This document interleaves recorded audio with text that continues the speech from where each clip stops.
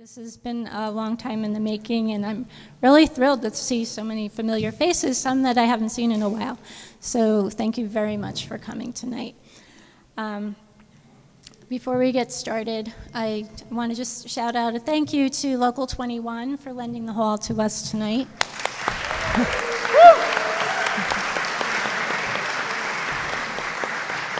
And to my dedicated volunteers here, taking the video, taking photos, keeping me honest.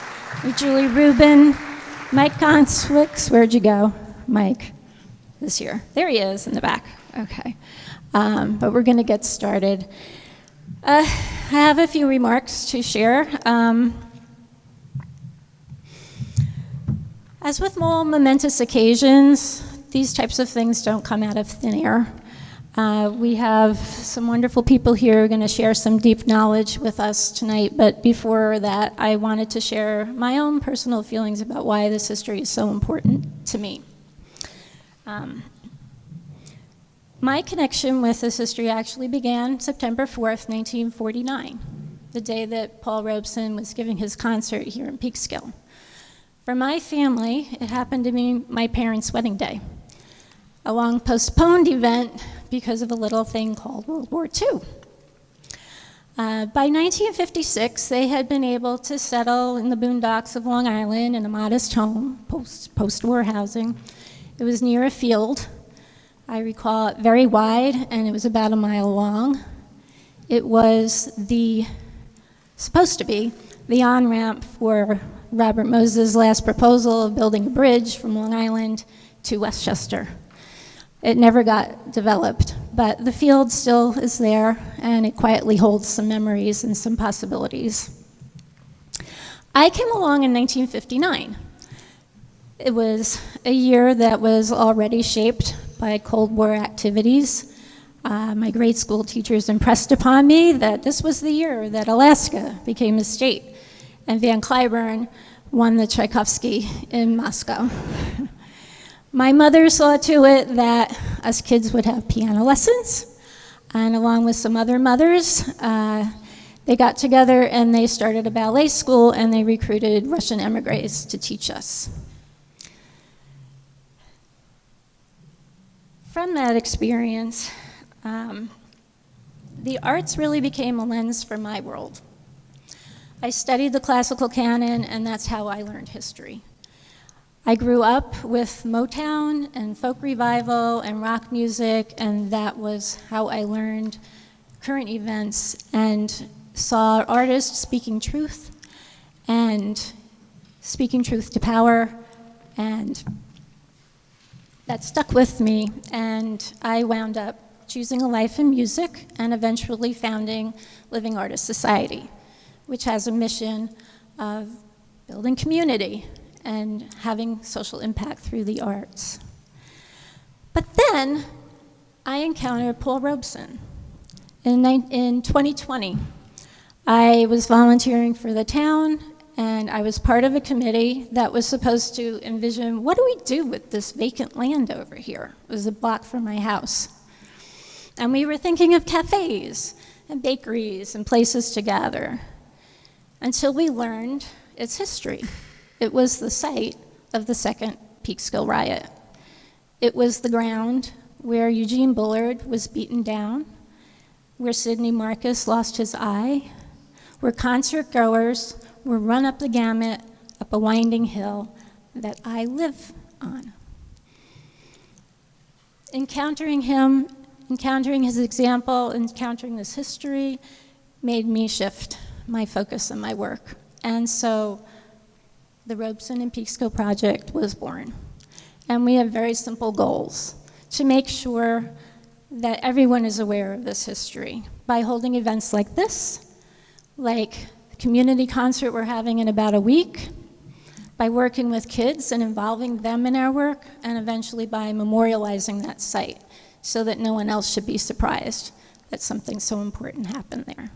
So this is why we're here tonight. And I'm truly honored to introduce my panel. I need to.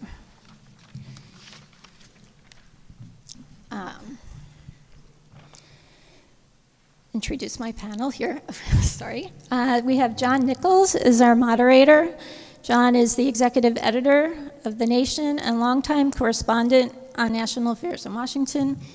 He's written, co-written, or edited over a dozen books, from histories of American socialism and the Democratic Party to analyses of U.S. and global media systems. Michael Meeropol, I should have set you in order here. Economist, educator, and author whose career bridges academia, public commentary, and historical truth-telling. As the elder son of Julius and Ethel Rosenberg, executed in 1953 at the height of Cold War hysteria, he brings a lot of perspective and intergenerational impact. Shauna L. Redmond, scholar, creator, and author of Everything Man, The Form and Function of Paul Robeson, an award-winning book that reframes Robeson's impact in modern terms, and paired with her work on the release of his complete recordings, I can vouch it's really a wonderful experience, for me, encountering Paul Robeson. Kendall Hall, founder and president of Ubuntu Cultural Pavilion, is a nonprofit preserving the history of Robeson's hometown of Somerville, New Jersey. At Rutgers, she co-founded the African American Alumni Alliance and led efforts to establish the Paul Robeson Plaza and install a major Robeson mural at SHI Stadium on their campus. So without further ado, I turn it over to leading voices of Robeson. Thank you, Wendy.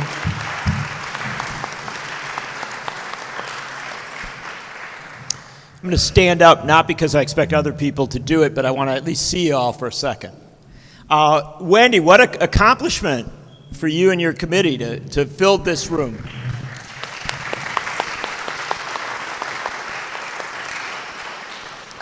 And I hope you do it many, many more times, because there'll be many, many more great panels to do on this. I want to just open up for a second. And Wendy laid things out better than I ever will, and the people who come after me will bring so much more depth to this. My job is as a pivot, a critical juncture at best, to get us into the conversation. But I will tell you that I've written a lot about Paul Robeson over the years, because he intersects with almost everything that mattered, to my view, from the 20s into the 50s at least, and I think we could even say 60s and 70s. And the thing about it is, as Kendall will tell us in a few minutes, he was so written out of our history that people in his own hometown in the schools weren't taught about him. And so on this panel, we'll do a little bit of just basic history and remind you and tell you a little bit about the man. And then we'll go deeper. And we would be fools if we didn't recognize the context in which we speak. We are in a moment in history that if Paul Robeson was with us, I think he wouldn't know where to run first, because there are so many things that would have interested and engaged him. The only thing I'll add at the start here as regards Paul Robeson, two things. Number one, he was a great football player, an incredible football player. Of course, everything else we know him for, but he really knew how to play football. And when he was going to law school, there was a point where the law school that he was attending in New York didn't have the classes that he needed. And so he went to Milwaukee, Wisconsin, to Marquette University and said to the law school at Marquette, can you help me I want to study up on a few things and I want to come out to Milwaukee. I'm from Wisconsin, so this is really relevant to me. And so he came out, but they said, well, we don't really have any money for you. You're gonna have to, manage yourself out here. And so he became the essential player on the Milwaukee Badgers football team, which was a semi-professional football team in that era. And so in 1922, Paul Robeson was a Wisconsinite playing Wisconsin football with a team called the Badgers. And he played a game, one match, against a team where the main player, the best player, was a guy named Jim Thorpe. So if you can imagine that historical moment, Paul Robeson and Jim Thorpe on the same field trying to beat each other in a football game. Pretty incredible. And And I don't tell that because I think that's the most important thing about Paul Robeson. I tell you that because I don't know that we've ever had a Renaissance man like this, right? Music, politics, culture, and football. And the other thing I'll tell you about is that it is true that Peekskill, this amazing place, is central to a lot of his history. But we should understand that he was involved in courageous and dangerous acts of patriotic dissent before he got to Peekskill. And the year before he came up here for the concert, he traveled all over this country with Henry Wallace, the former Vice President of the United States of America, who was running for president in 1948, as an independent third-party candidate, saying that civil rights, women's rights, economic and social and racial justice should be at the forefront of the post-World War II agenda.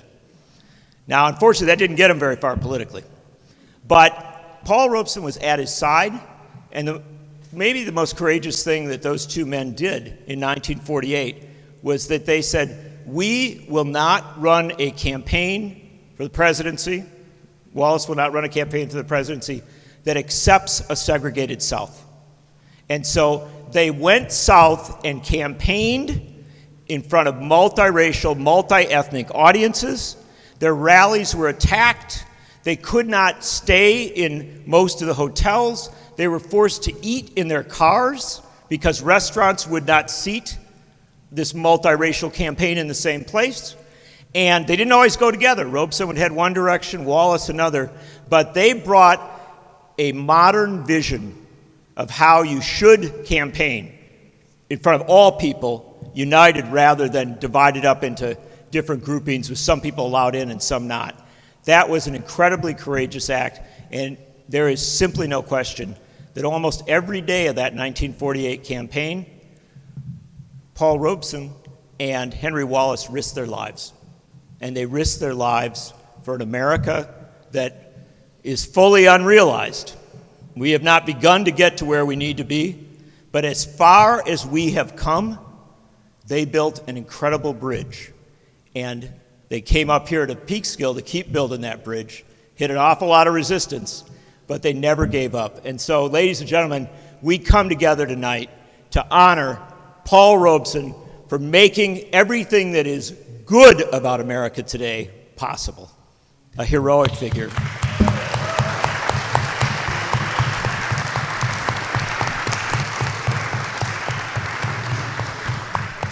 So, we have an incredible panel introduced well by Wendy, and I won't go through all sorts of details on folks, but basically everybody here has performed professorial duties and has taught and built and made things happen. And I want to bring Shannon on first, because of course you're a fellow Wisconsinite. Yes. Yeah, I'm privileged. Yeah, we figured out we were born in the same hospital, which is kind of an incredible thing. But also, her historical research, which she'll talk about in a moment, takes us deep into an understanding of Paul Robeson in the context of his times and ours. But first off, I want to ask you to just, you've spent so much time with this man. Why don't you begin by tell us a little bit about Paul Robeson. How much time do you have? A week. Yeah, we've got a lot of time, but they've got a lot of questions, Yes. so we better. And I much prefer that instead of hearing myself speak. First, I want to thank Wendy, her family, the rest of the organizing committee, all of the folks who set this room up, who gave it to us so generously. I want to thank you all for this effort. Thank you for inviting me. I'm always honored to speak about this man. It is the greatest privilege of my adult life to have encountered this person, to have studied him, and to have learned and been challenged by him along the way. So to my students, one of whom is in the audience, I'm so happy to see. To my students, I often introduce him in every class I teach, regardless of the subject matter. He comes up because of precisely what you said, that he touches everything of importance in this world. I often say to my students, he's the most famous person you've never heard of. And then I unpack for them the reasons why they've not heard of him, right? But I think more accurately, and for this audience, many of you, most of you, all of you who know his name, I think what I'll say is to quote someone else who said that he's the most talented person of the 20th century. He is absolutely the pinnacle achievement of any categorization that might be understood as a Renaissance man. He was a linguist, an orator, a singer, an actor, a NFL, early stage NFL football player, All-American at Rutgers University. He was valedictorian of his class at Rutgers University, Columbia Law School graduate. He has touched down on every continent in this world. He had people who followed him by the hundreds of thousands, if not millions. And for my purposes, he's the greatest artist to have lived, for his ability to not only draw people into conversation, into challenging engagement with one another, but also for having carried so faithfully traditions and beliefs that he stood by for his entire career. He had a 40-year singing career, singing and acting career, and while he took some hiatuses from his film career due to the depictions that he was forced to deliver in many of his films, how many of you have heard of an actor who boycotted his own film because of the representations contained therein? No one, never, ever. Paul Robeson did that. He boycotted his own films after seeing the final cut of them because they disparaged and diminished African peoples in particular, right? Championed the working classes always, always, and always. Everywhere he went, he was looking for the working people. And they were the people who sustained his career when the state came after him. In 1947, just before this moment of stomping with Henry Wallace for the Progressive Party, he made a public declaration at a very high moment in his career. 1947, this is post this fantastic boom in his, not only global, but importantly for this moment, his domestic popularity. 1939, he records what song? Does anyone know? He'd been recording Old Man River. That was his standard by 1939. 1939, he goes on the radio and he delivers Ballad for Americans. And that song is ultimately used at the conventions for both the Republican Party and the Communist Party USA in 1940. Imagine. So by this point, he's very, very famous. He is seen as a people's person, that he is representative of this nation. He was hand-selected for that role to record Ballad for Americans, to lead that choir that is speaking to the question of who is America? We are all of the people, we are all of the nobodies, right? The people who are unrecognized, the people who are nameless, faceless, who get swept under the crushing thumb of power. We are all of those people, and he is voicing that very prominently, very powerfully. But by 1947, he makes a public declaration before the year of the Wallace campaign saying that he is going to take a leave from the public concert stage in order to dedicate fully to the cause of civil rights agitation. He will no longer even consider, he will no longer entertain singing for segregated audiences. And he joins picket lines on that very day for the NAACP in St. Louis. The very day of his announcement, he's on a picket line. He starts to agitate for fair employment practices, anti-lynching legislation, which never came to pass. And by 1951, he was handing over the petition, We Charge Genocide, to the United Nations in support of Black people's rights to live free from violence. So 47, 48, 49, we're in Peekskill. And by 50, he is public enemy number one. His passport is revoked in 1950 by fiat of the federal government and is gone. He is unable to tour domestically. He's unable to move about abroad. He is not even able to go into Canada, which at that point did not require a passport, totally foreign to my experience as a person in this world, but at that point you did not need a passport. And when he went to go sing for the mine, mill, and smelter workers in Western Canada, he was stopped at the border in 1950 and forbidden to pass. And so what did Paul Robeson do? He sang over the border into Canada. He on one side, the workers from the mine, mill, smelter union on the other. Absolutely, singing from the bed of a pickup truck. This was the essence of Paul Robeson. And what is he singing? He's singing Negro spirituals. He's singing the folk songs of dispossessed peoples all over the world, and he's singing in their languages. He sung and spoke in more than a dozen languages over the course of his career because he committed fully to his audiences, to his communities. He wanted to understand them and have them understand him in turn. And this, of course, is not to mention that he had the longest running run of Othello on Broadway, right? That he was a championed and fierce advocate for many, many different social justice organizations. But that, in some brief note, this is a footnotes version of who Paul Robeson was. And as was mentioned in my bio, I named my book Everything Man, because he is precisely that. He touches everything, does everything, and he returns to us when we call him.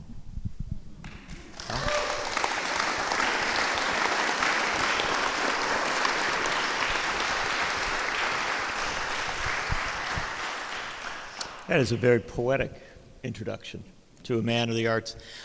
He was also one of the great political thinkers of his time, and someone who, with all of his other accomplishments, read widely, knew the issues, was able to speak at any political convention, any union rally, famously went to the mining valleys of Wales and was welcomed by the miners there, who to this day honor him. He is far better preserved in Wales, where I spent 2 weeks doing research, than he is in the United States. It is, I can attest to that. And one other thing I'll say as we transition, because I want to ask you to do one more thing for us here. He, in 1 year, went from having, and this is an incredible income, went from having an income of around $100,000 a year, and in 1 year went to under $3,000. So you understand, they did not merely take his passport away. They did everything they could to ruin him economically, and his reaction to that was to move into a smaller apartment and just keep going. And an amazing man. So, but we're talking, you give us a lot of historical context there. Do us one more favor and tell us why it matters now and bring us to our moment today. So I'll just very briefly put us here in this place in 1949 towards thinking a future with Paul Robeson. This is being written a few short hours after my departure from the hell on earth that was Peekskill, New York, this Sunday before Labor Day, 1949, wrote a journalist for the New York Age. I still hear the frenzied roar of crowds, the patter of stone against glass and flesh. I hear the wails of women, the impassioned screams of children, the jeers and taunts of wild-eyed youths. I still smell the sickening odor of blood flowing from freshly opened wounds, gasoline fumes from autos and buses valiantly trying to carry their loads of human targets out of the range of bricks, bottles, stones, sticks. I still feel the violence, the chaos which permeated the air. I still hear, smell, and feel Peekskill. A full sensory experience, complete with devilish snarls and charred wood and contorted faces, Peekskill was a war zone, a civil war, one that feels horrifyingly close today. Imagine Robeson, considered very recently the most famous black man in all the world, in the back seat of a sedan, witnessing what this country had become: narrow, paranoid, vindictive, vicious. A man that had drawn into conversation and beautiful struggle hundreds of thousands of people the world over, faced in his home a howling mob of sycophants and cowards. Again, It sounds familiar. What was distinct was Robeson's answer. Instead of writing a letter, he took to the stage, and with coverage from union members and veterans, began to sing. Who has the courage and integrity to slow their body in the face of terror in order to become music? Surely he did it not for himself, even as I do believe he felt strongest in song. He did it for everyone else, to prove to them that they were not alone, to show that there was still beauty in the world and we could choose it rather than so much ugliness. His songs, most auspicious amongst them being his then 20-year-old anthem, Old Man River, from a musical showboat, inspired and fortified those who heard them, including Pete Seeger, whose song Hold the Line was written in response to his experience here in Peekskill. In spite of every attempt to discredit and disappear him, Robeson remains with us because we still need him, his words, his songs, his example. May we truly listen now and always.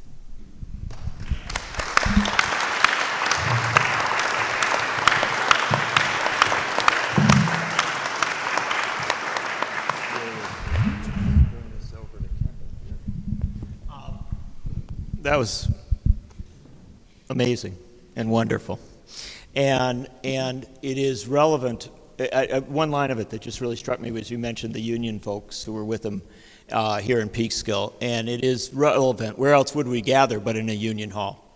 And at this point, when unions are so under attack, it is where, yes, Michael, your inclination to applaud is good.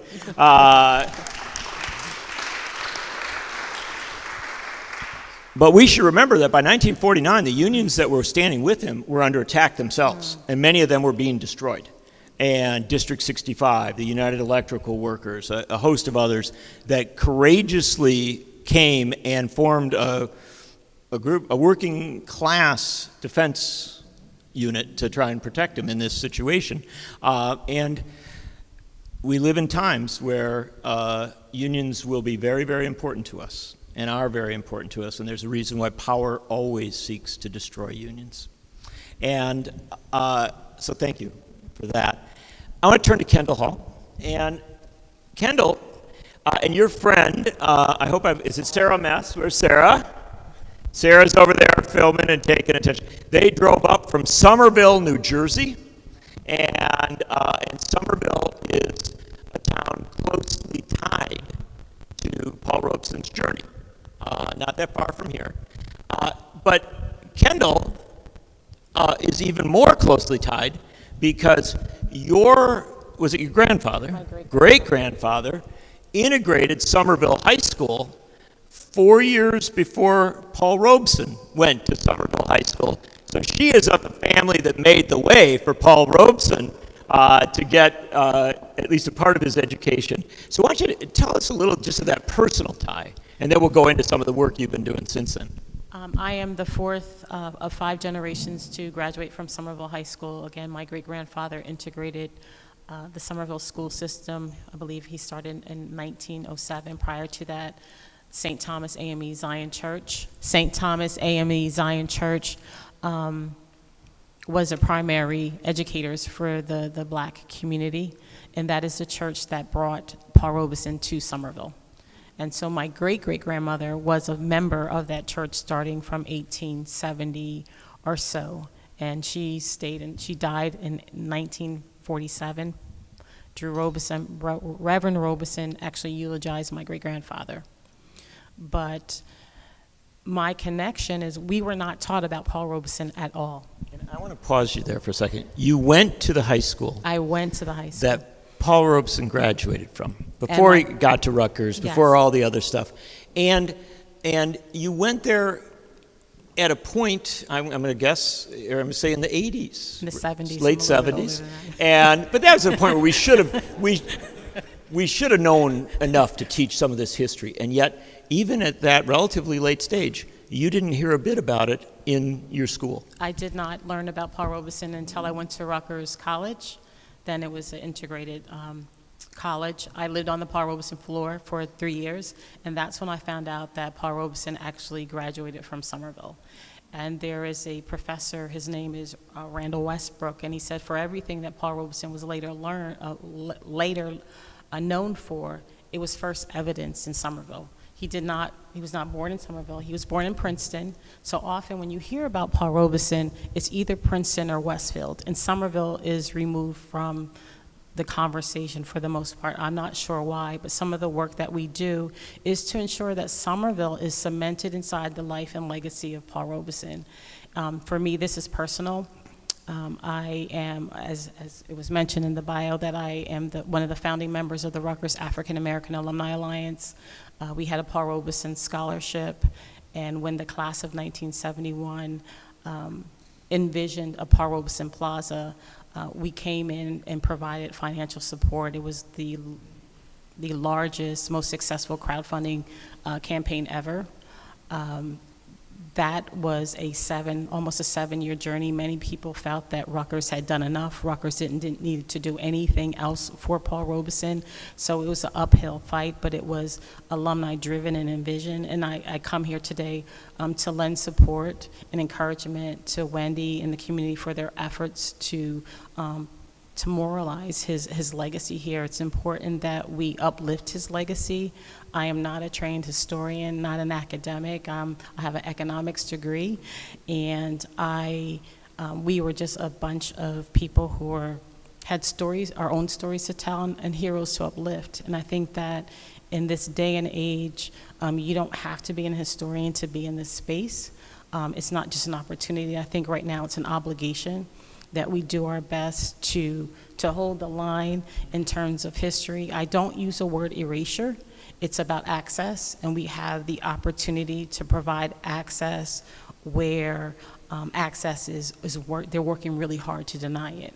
And so I'm grateful for being here. This is outside my comfort zone, but I believe that Paul Robeson is less than 6 degrees of separation is Paul Robeson. It's not Kevin Bacon. It's actually Paul Robeson, and I think I have been privileged through the work of uplifting his legacy, either through the plaza. We later did a tallest tree project where there's benches outside of the plaza. It's on College Avenue at Rutgers. It was his 100th anniversary of his graduation. And we recently put up an 8x20 mural at the football stadium at Rutgers. And so it's in a space where every time there's a televised game, that is where they do the interviews. So if you did not know about Paul Robeson, you most certainly will know now. And so again, think about what you can do, and it's great that you're all here filling this space. And so when Wendy calls you out and says we need support, whether it's financial assistance, whatever it is, that you can be a part of the solution.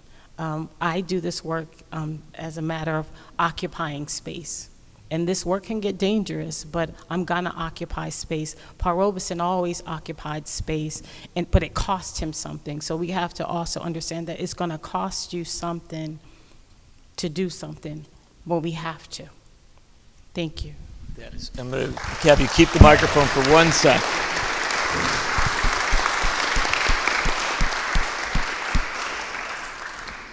Just to follow up on that, you are very modest about this, but you have collected, you're one of the great collectors of your modesty will make you say, oh, not that great. But you've collected a lot of Paul Robeson memorabilia. And she does it the hard way, going through shops, looking, through piles of things. You're going to London soon. Yes, I am. And then we're going to get you over to Wales. And, and looking for more of this. Tell us just a little bit about that journey. And frankly, tell us a couple of things you found along the way that folks might be amazed by. So one of the things that happened during the Paul Robeson Plaza is that we were always on a lot of emails. And at the time, I had moved to California. I was running my organization from California.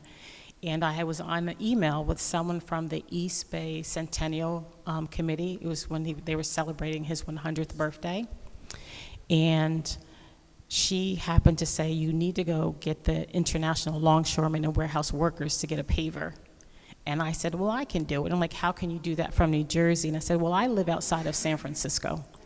And so it started a conversation. It took me 6 months to get their attention. And when I said I'm not doing it anymore, she called me and said, call one more time. And I told her yes, but I had no intentions of ever calling them because I was tired of trying to reach them. I called one more time. As I was calling her, she was calling me. And this woman, her name is Bonnie, she has become a dear friend.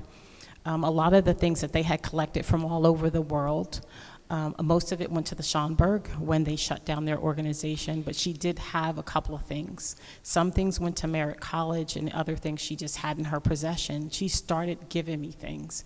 And while I was doing the Paul Robeson Plaza campaign, I started buying stuff on eBay that I could afford. And so I became a bit of an addict, buying whatever it is I could buy.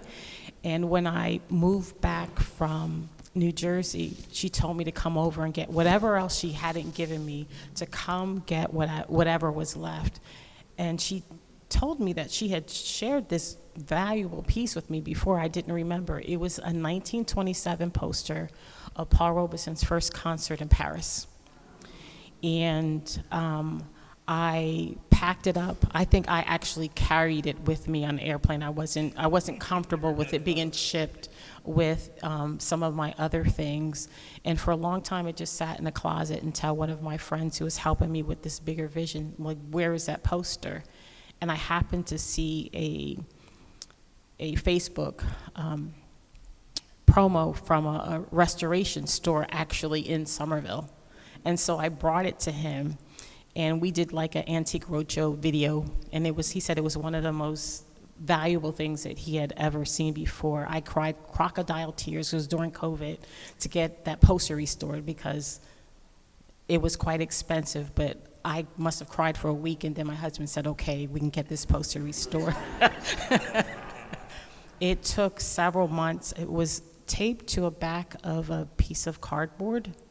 The story was that it was in the home of a possible girlfriend attached to the back of a dresser, and when she died, they got in touch with Bonnie and sent the poster to California.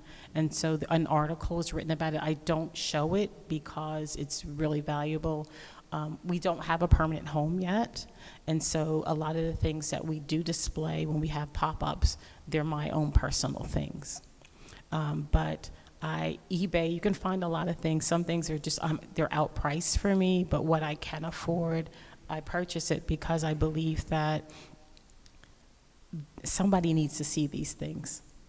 And so if you come across any things, I actually got a poster from a Facebook post. It was from Wales, and it was someone's mother's post. It was a Paul Robeson poster playing Othello, and I said, would you sell it to me? And she said, no, I'll send it to you. And so I display that poster and the note that she sent me so that people understand that he's known all over the world, but not just not in the United States. But this has been, for me, this is a spiritual assignment, so I really take this really personal. And, I do have to stop buying on eBay, but I check every couple of days. Some things I just get outbid for, but I think it's important that these things are learning materials. And being in this space, through Peekskill, I'm learning to tell better stories with the things that I have, because I'm going to provide access if no one else is doing it. Thank you.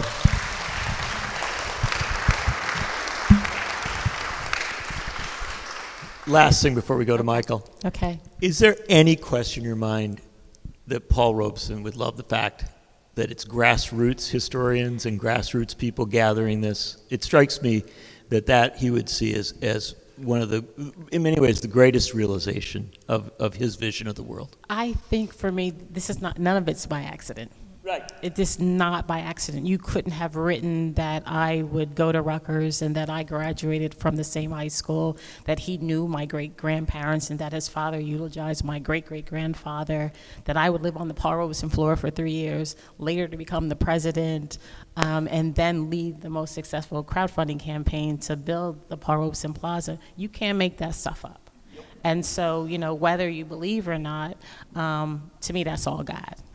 And so I'm going to walk out this thing, and it has been frustrating because it's a spiritual assignment. This has not been easy work, whether I was working with the class of 1971 to raise money or to build this museum because we do not have a home. It has not been without frustrations, and sometimes I go kicking and screaming, but I'm going to go. And so we all have to kind of adopt that kind of mentality. No matter what, we're going to keep going. You are such a treasure. Thank you.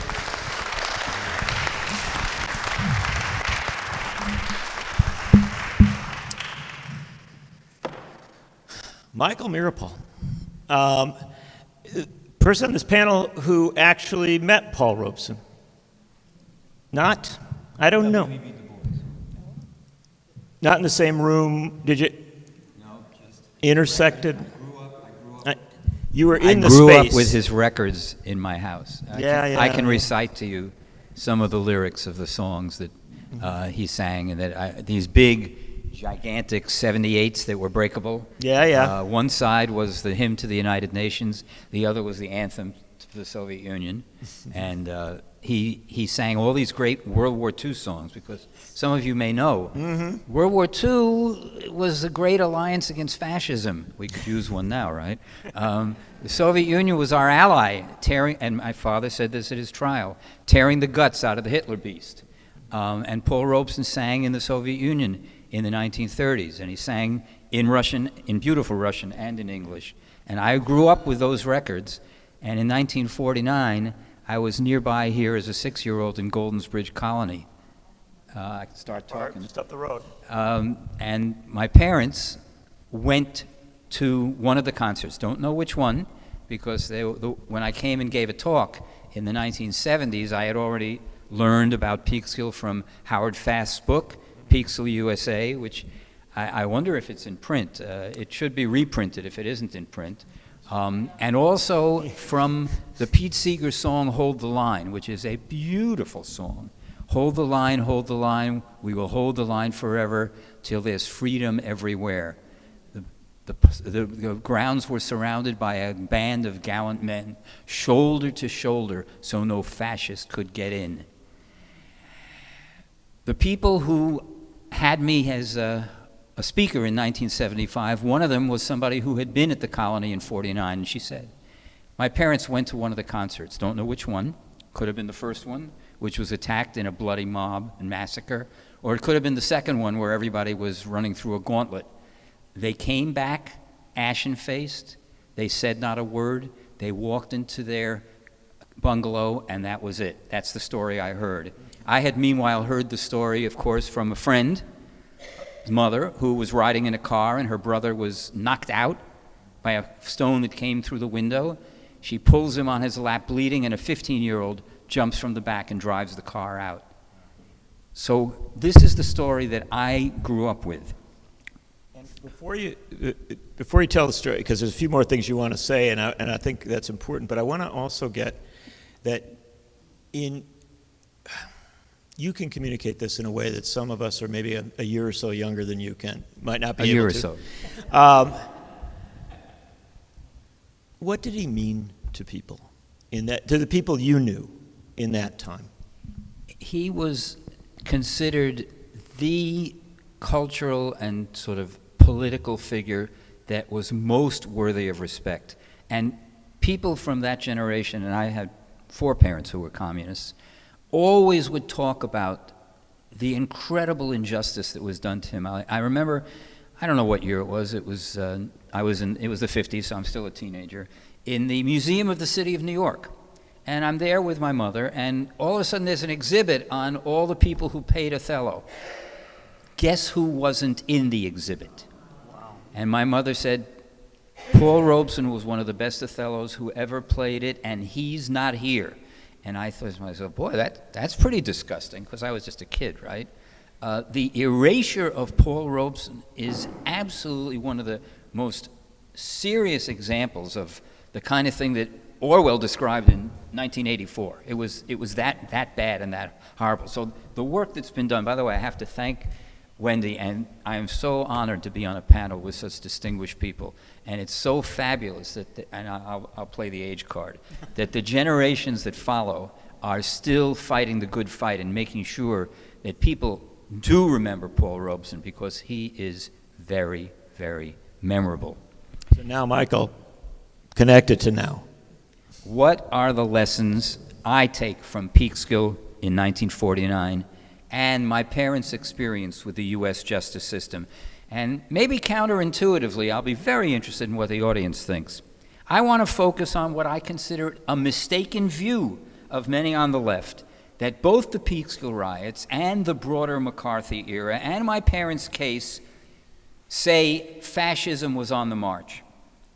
First of all, my parents, as some of you know from reading their letters, said, "We are the first victims of American fascism."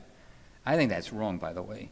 Certainly, black Americans had known fascism for generations in the era of Jim Crow. And perhaps everybody injured at the Peekskill Riots would have said, "I am a victim of American fascism." But, you know, let's face it, hyperbole, people are prone to hyperbole. But I want to talk a little bit more broadly, because I think the left was wrong in the 1950s. The United States government did not make a move towards fascism. In fact, there was space for the Supreme Court to overturn a lot of the repressive legislation of the 1940s and 50s. Paul Robeson won his passport fight, and thank God, by the way, because he was then able to make a living going to Europe and playing to sold-out concerts. And that was important, given that he was persona non grata in this country. Why no fascism in the 1950s?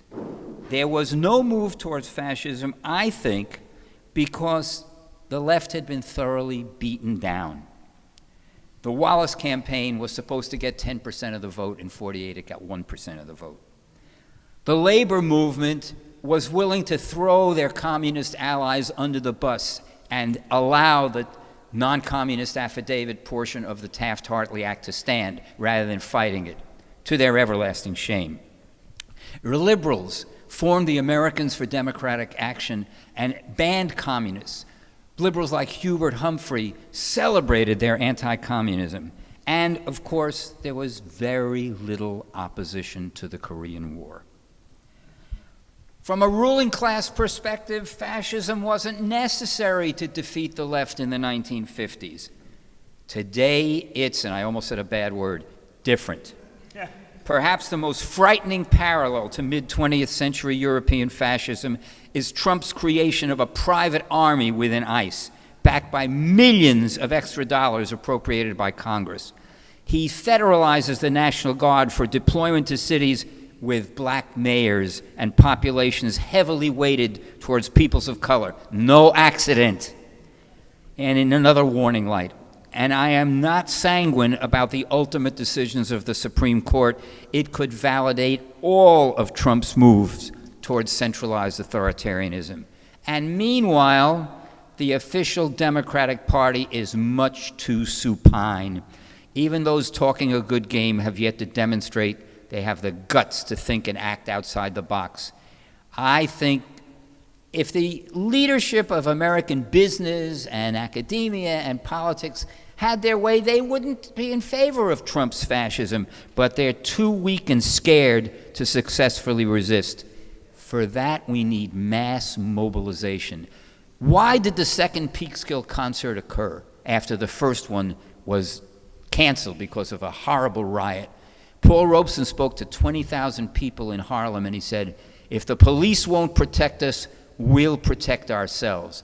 There is no recourse to the government, to journalists, to academia, to the courts. We have to protect America from Trump's fascism. Michael Meeropol.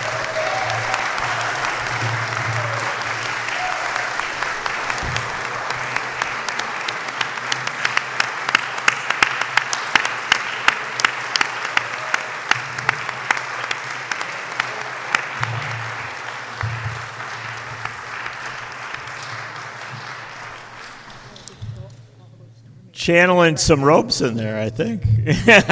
and I think your perspective is a really important one. I just want to follow up on one thing before we open up for some great questions from these folks. Your perspective is one that we get into these terrible debates, right? You know, when was the worst time in history, right? And we often are very comfortable telling ourselves that it's worse than it's ever been when it hasn't necessarily been so. But the individual experience of Robeson was one that is relevant to these times, because here was a leader, a courageous leader, and an effort was made to not just silence, but really destroy this individual.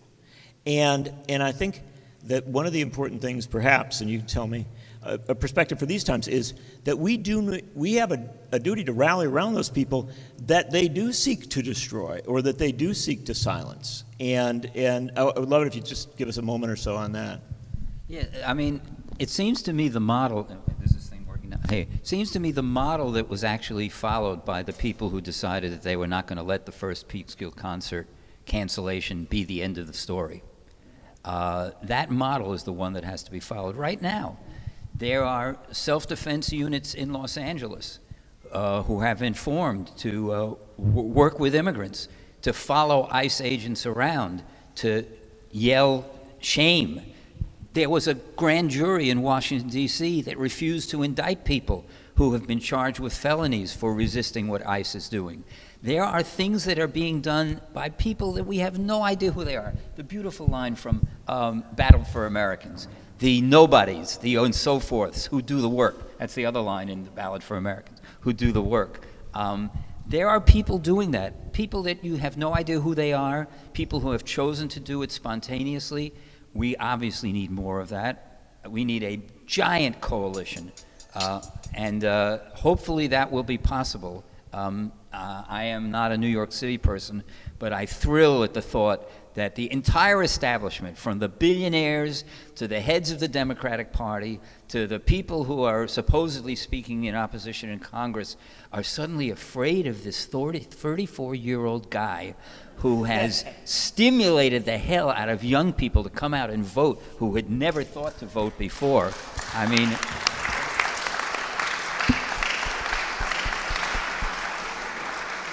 and I'll say one more thing, playing the history card. In 1952, fall of 1951, like 6 months after my parents were convicted and sentenced to death, there was a series of articles in the National Guardian, a small, tiny little weekly that 99% of the people in the country hadn't even heard of, questioning the verdict. And 7 people got together and formed a committee. And they were, as the leader of the group said, we are God's last choice to save the Rosenbergs, but there's nobody else. And these were the kind of mavericks you'd never believe. One of them had been thrown out of the Communist Party, even though she'd never been a member. I kid you not. And if I'm going to make a pitch here, there's a book called Exoneration, written by the two of them. It's a hell of a story. By the time my parents were killed, the largest number of telegrams came to Eisenhower urging clemency. Not that they were innocent, anything, just there was grave doubts, why do this?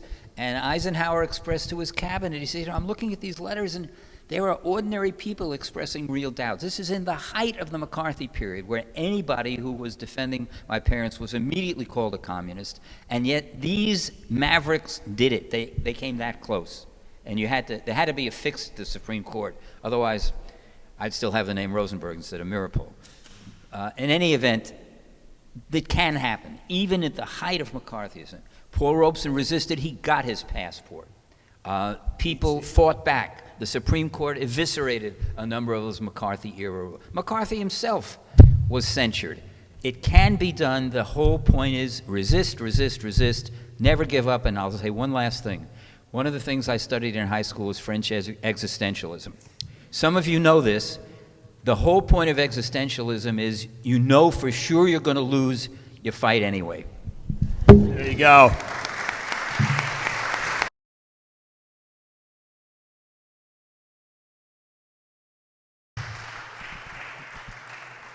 Michael, you make me think we could win. And I so appreciate your remarks. I appreciate everybody up here. We've got about a half hour more on our schedule. We have a brilliant crowd of folks. I can just see it in your faces.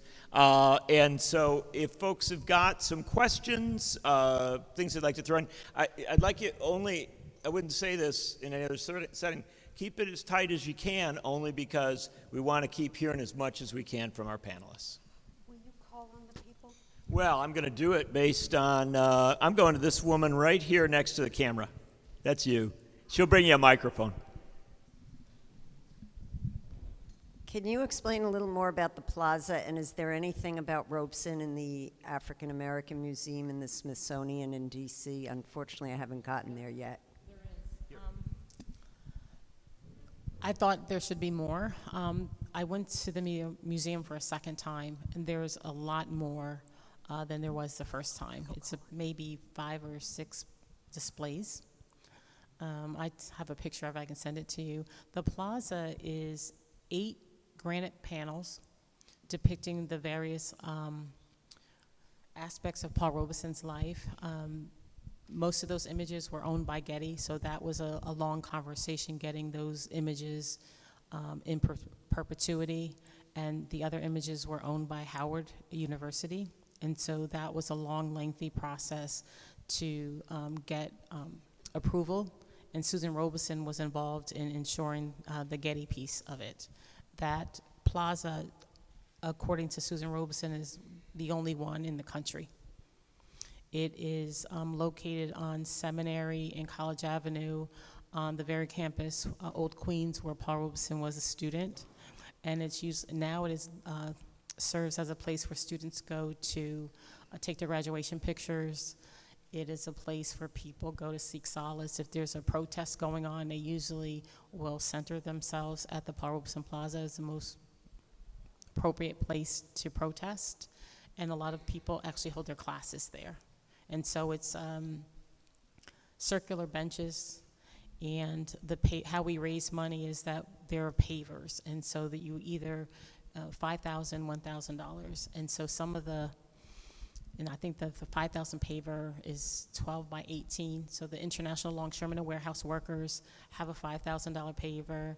The former president of Rutgers University, President McCormick, Shirley Ralph, the actress, she is the first female graduate of Rutgers College when they integrated, and she graduated in 3 years, and she chose Rutgers simply because of Paul Robeson. So we followed her and chased her down on Instagram to get her attention in order for her to get a paver. So there's 12 $5,000 pavers. They're called the Oval of Honor. And then we had, I think, originally 150 $1,000 pavers, but we did so well that they put another ring in there.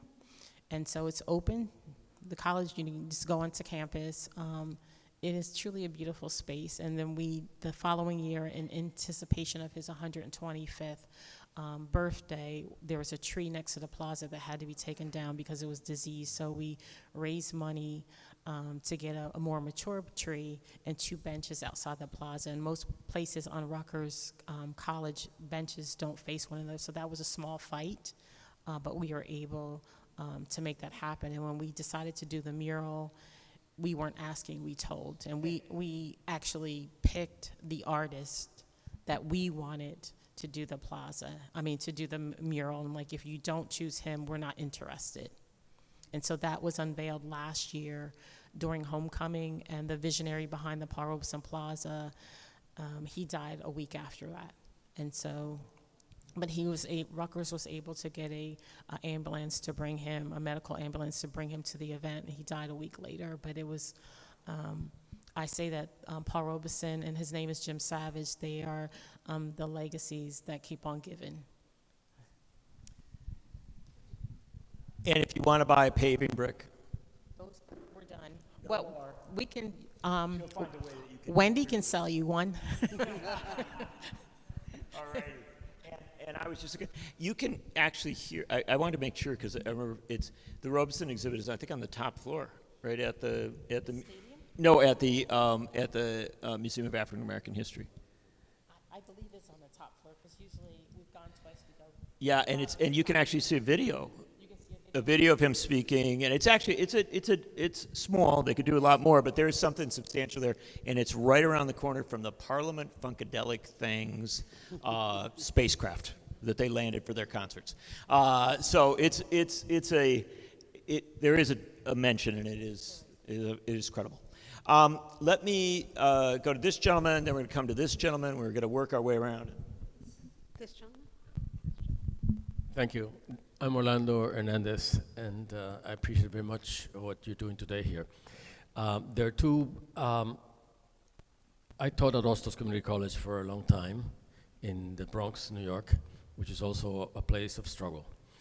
There are two characters that played a major role in New York City, one, the other one in the whole nation, and particularly coming from Puerto Rico, that were friends of Paul Robeson. The first one was the Representative Vito Marcantonio. And Vito was a very powerful force of the labor movement and Labor Party from New York City and the New York State, who ran for president, was undefeated for 7 consecutive terms. But again, when fascism came around in the 50s, the three parties bunched together and managed to defeat him, which they had tried so many times before. Robeson, Vito died in 1954. He had a lot of Puerto Rican support and African American support and working class support. And Robeson wrote a beautiful piece about Vito, which I read almost accidentally. I'd like to know if perhaps any one of you can comment on the relationship between Robeson and Vito Marcantonio. And then there was also a Puerto Rican actor, a Puerto Rican of black ancestry, African ancestry, who happened to be un compadre, a good friend and fellow of Robeson. His name was Juano Hernandez, and I'd like to know if anybody has any information about him too, please. That's a fabulous question, and as I always recognize, our audiences are filled with people who could be on the panel. But I'll take a brief moderator's intercession here and say I've written a lot about Vito Marcantonio over the years. He is one of the most incredible political figures in American history, and a Republican initially, which tells you everything you need to know about what has happened to the Republican Party, and a very close associate of Fiorello LaGuardia. And somehow we can bring that around to the fact that Zoran Mamdani's hero is Fiorello LaGuardia. But Marcantonio was incredible. I wrote about him a lot in my book. I had a couple books on socialism in America, but also on the fight for the soul of the Democratic Party. And Marcantonio's incredible courage of standing up in a Congress filled with Southern segregationists, little outright racists, and telling them to their face they were wrong at a time when no one else did it. I mean, it was, or almost no one else. He was an amazingly courageous figure. Ran for mayor of New York in '49, right around the time all this was happening. Very close to as many of the unions we were talking about. And he and Robeson clearly traveled the same path on a regular basis. And I highly recommend it, people in the crowd. I won't go on, but if you get a chance to read up on Marcantonio, you will find yourself saying, wow, I had no idea there was a member of the Squad serving in Congress back in the 1930s and 1940s. The original, if you will. So a great reference. I don't know about the reference to, I've heard the name, but I don't know if we can add more. We're going to have you come and do a lecture. So, not kidding. Let's pop over here and see what we got. So listening to this wonderful panel tonight makes me want to share just a little story of personal history. Many, many years ago, back in the 1960s, I had a girlfriend who came from Chicago, but she was a teacher of history at Peekskill High School. And she told me one weekend that week in school, one of her students had discovered in her parents' bookcase the Howard Fast book, Peekskill USA. And she spent the night reading the entire book. She knew nothing about it. She taught history at Peekskill, but she didn't know anything about it. But she was amazed by it. And the next day, she went in and told 150 students at Peekskill High School about what had happened. And none of them had ever heard about it, of course, right? And they went back to their parents, and they told their parents, their Peekskill parents, the history of the Peekskill Riot. And the parents said, oh, well, that wasn't us, that was Uncle Tony.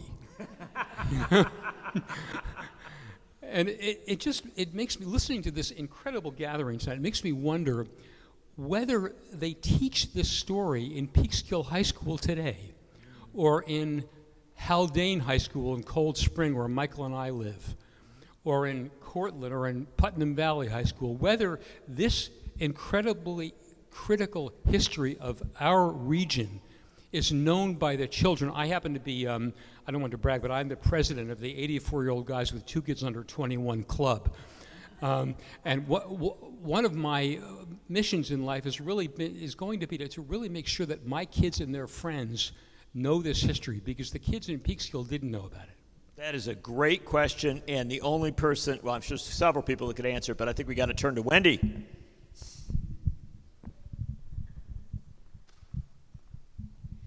It is sadly not taught. And we are trying to change that, and that's a big reason why this year's annual event is being held at the Peekskill Middle School.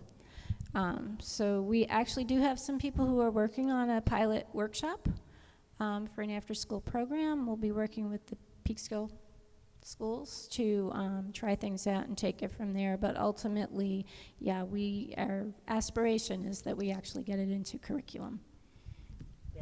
Oh, please. I'll say that in spite of the kind of exceptional circumstances that happened here in Peekskill, this is not unfamiliar. That as I was touring the book and talking about Robeson and things like that, I had students in Philadelphia, the place where he lived his final years, where there's actually a home named for him, the home he lived in his final years with his sister. Students who would come to these events and speak to me afterwards and say, I go to the Paul Robeson school for such and such. They never told us who he was. Even in the school named for him, right? So it's just a gross, neglectful kind of approach to history, right? As if this person has no resonance for the present. But I think part of it too is a fear, right? They're fearful of what knowing this person might mean for the current generation. What might they seize if they know the memory or are infused with the memory of someone named Paul Robeson? That's precisely what I want to incite, but so many run from it, right? Because they're fearful of all that he stood for, all that he accomplished. And I think people have to be taken to task for that. Terrific, thank you. And the one last thing, parallel to that, I will tell you, is he's not the only one who's been left out. There are a lot of people in most cities in America. You can find people who are epic figures who got written out a lot of times during the McCarthy era and in other cases. But what's remarkable about Robeson is that, yes, he matters in Peekskill, and yes, he matters in Philadelphia, but this is someone who was such an epic international figure. Our struggle should be certainly for these places, but it should also be for the whole of the country, because you can't really, and the whole of the world, because you can't really know the history of many of these struggles without having Paul Robeson be in the curriculum. Some more questions. Yes, second woman in right there. Julie. I'm Joan Greenbaum, and after the Bronx, I grew up in Tarrytown. My father had, with his brothers, a small hardware store. And I remember the day of the attack. I was born in 42. I remember my parents crying.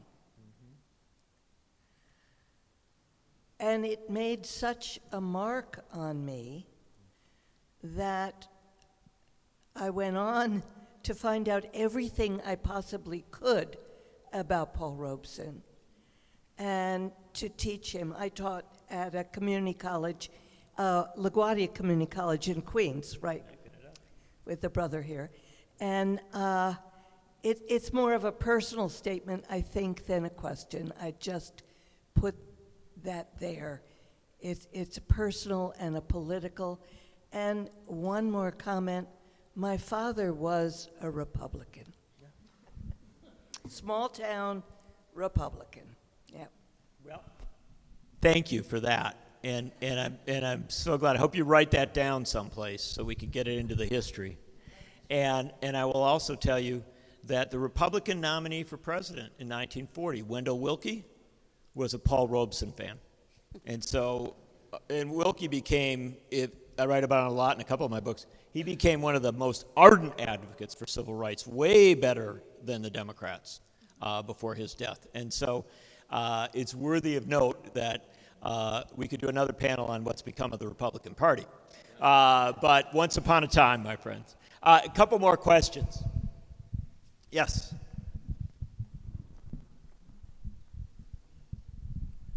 Hello, my name is Catherine Mora. I am a proud daughter of Ecuadorian immigrants, representing the growing Ecuadorian immigrant community in Peekskill. And I'm also a very proud student of Dr. Shauna Redmond.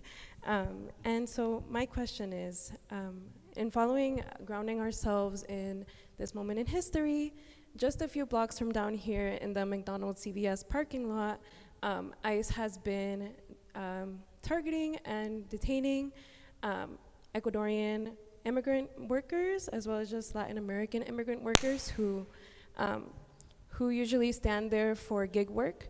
And watching that happen and unfold in my lifetime, I'm a 2003 baby, so I grew up in a post 9/11 world, and I have just seen how this country and this American government just worsens its treatment of immigrants and completely dehumanizes the immigrant community. And so, in response to that, I have personally felt very disgusted by America, and I don't want to claim myself as American, and I don't like seeing American flags. Like the idea of America has become repulsive to me. But it's very curious to me hearing that Robeson wrote himself into America and reclaims America. So I would love to hear from the panel their thoughts on Robeson, what Robeson's spirit could lead us into rewriting ourselves into America during this moment in time where migrant workers are being dehumanized, but they are also what makes up the labor force of America.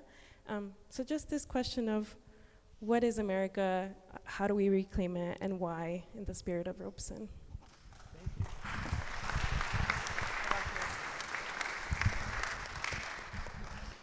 You framed that so well. So let me ask a couple people to respond. And it is important to remember that Robeson was a great advocate for immigrant groups in this country. And in fact, they were targeted during the same period when he was targeted.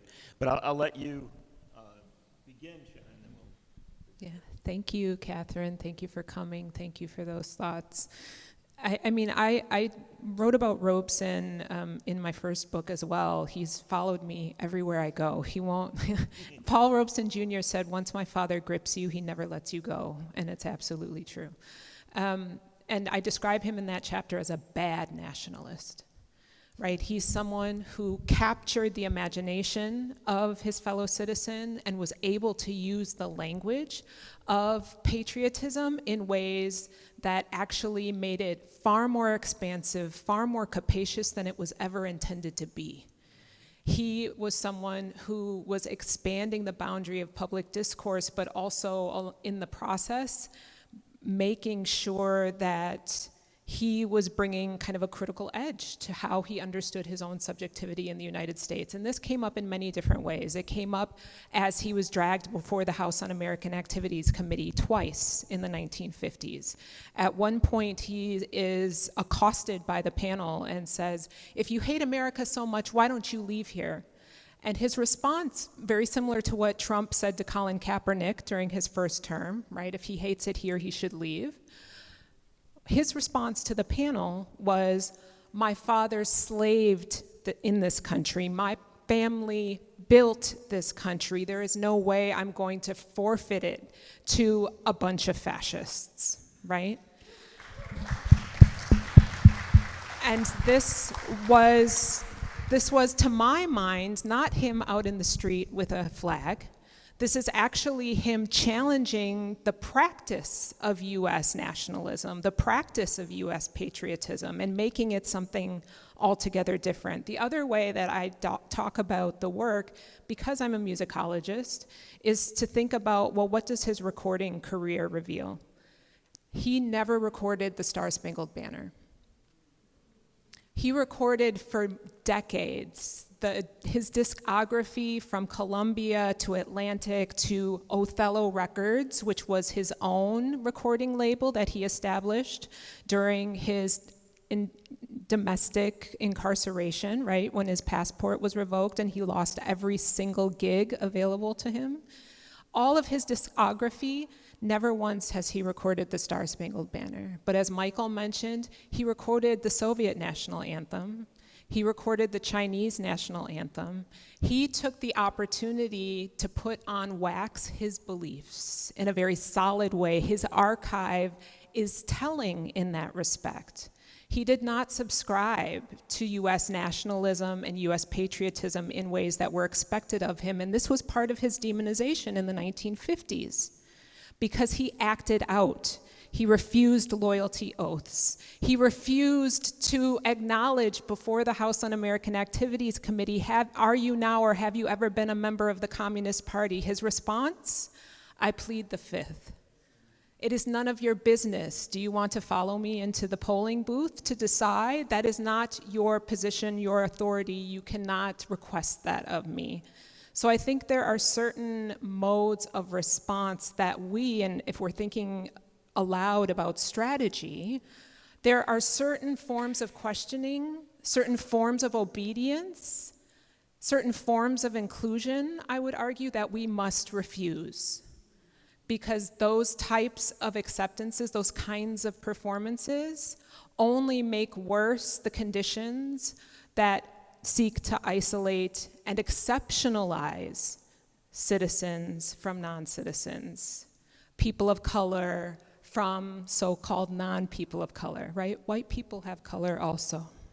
Whiteness is also a racial formation, right? We have to refuse those kinds of easy or convenient performances of relationality, and Paul is a model for how to do that. Can I say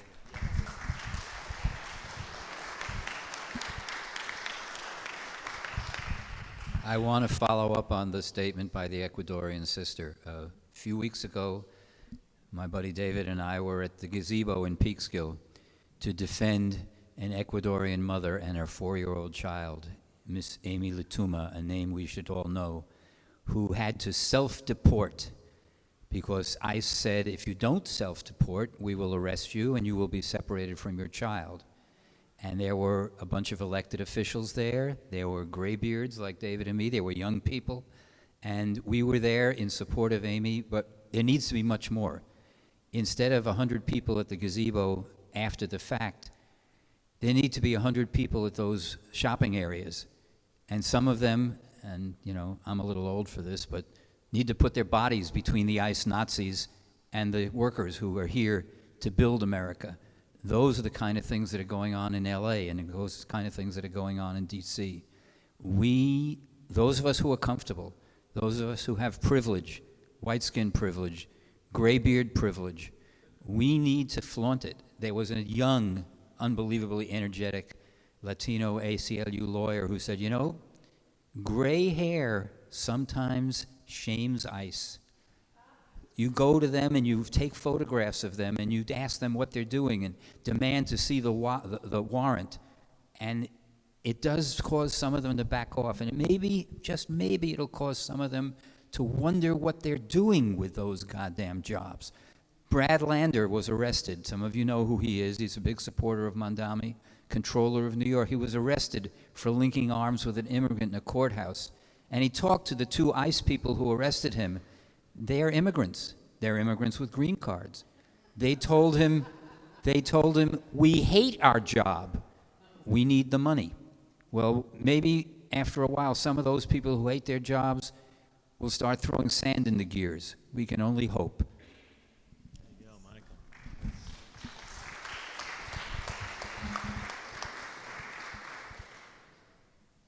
Young lady. Young lady, I just wanted to repeat what I said before. In the midst of your frustration, and I get it, ask yourself, how will you occupy space, knowing that it's going to cost you something? We're all frustrated. Some of us more frustrated than others. You just articulated some great points. How can you use that to take a stand? Paul Robeson took a stand, always. You don't have to do it every day, but do it more often than not. But ask yourself, how will you occupy space that rightfully belongs to you?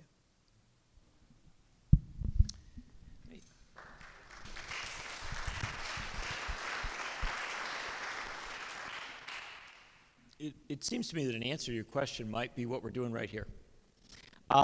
Because America is an amazing country.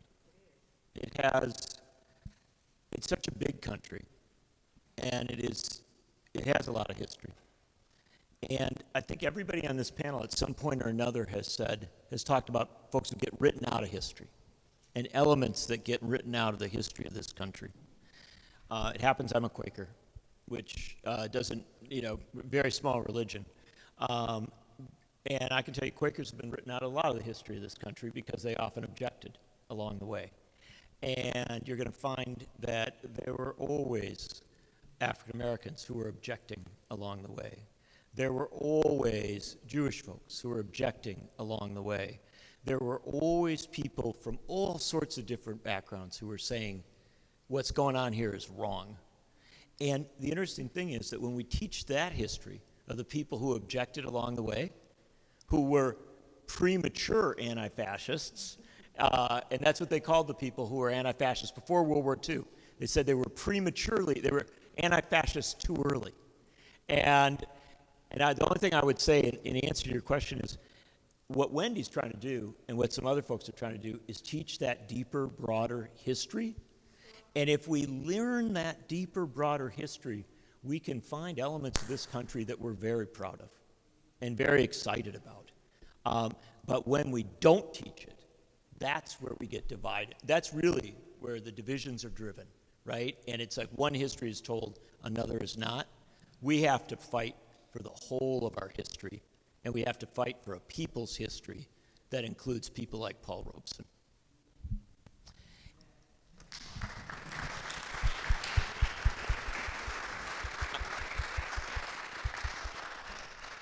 We're at our time limit, and I really respect that because people come out and we have things to do.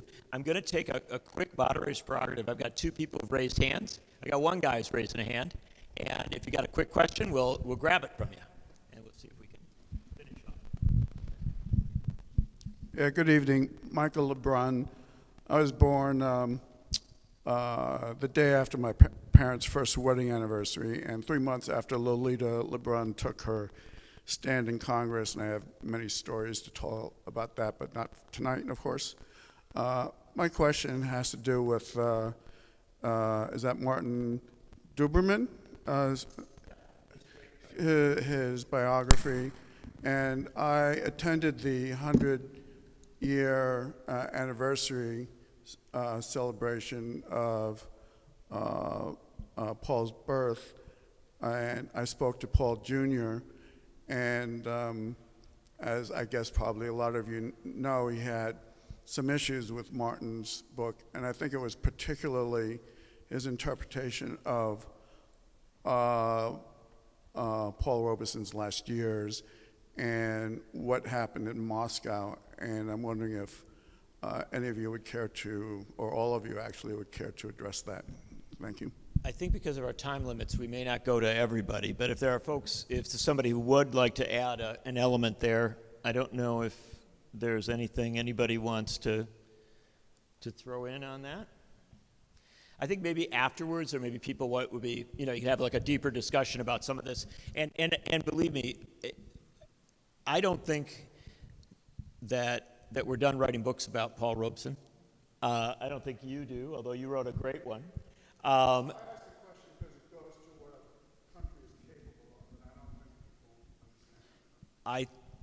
think unfortunately we're becoming more aware. And so let me finish it off in this way and ask each of our panelists, because we are just a moment over, not too far.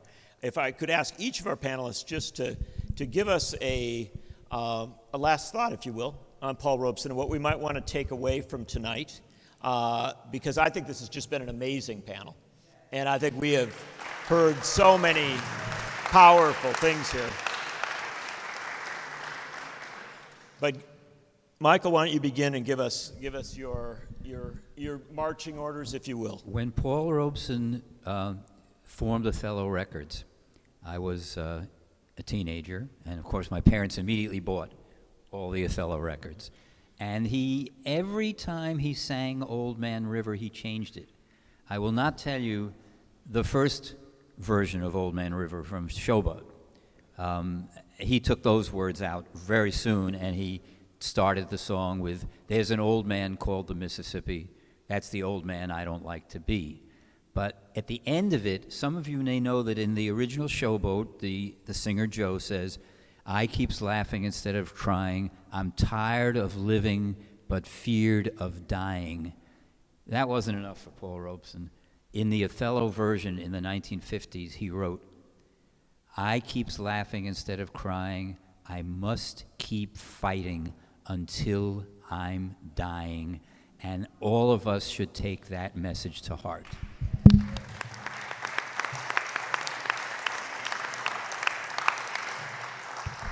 My contribution was similarly steadfastness, and this is one of the quotes from Robeson that is kind of seared into my mind, is that he was not willing to move from his political beliefs, not even 1,000th of one little inch, is what he said. He was not raised that way, right? He counted on his communities wholly and completely, and they showed up for him and he for them, that there was a reciprocal relationship of reliance and commitment and steadfastness, and we need to take that to heart.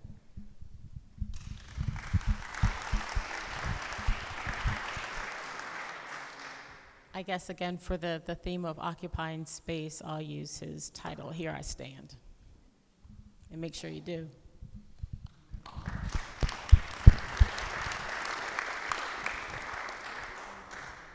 I will just say very quickly as we close, Peekskill was a rough place for Paul Robeson. Didn't turn out, at least in the first concert, exactly as they had hoped. Even the second concert was a pretty rough moment.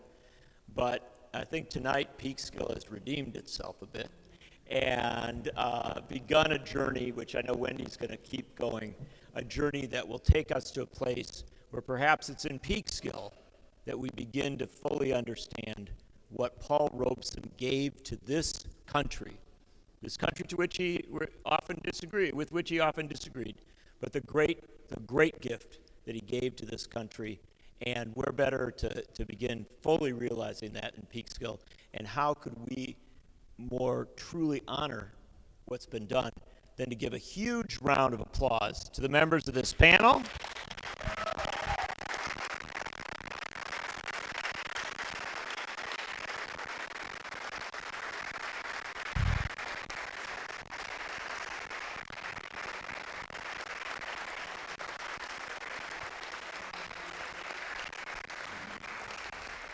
And let us, as long as you're applauding, let's go crazy for Wendy and her team of people that brought us together. And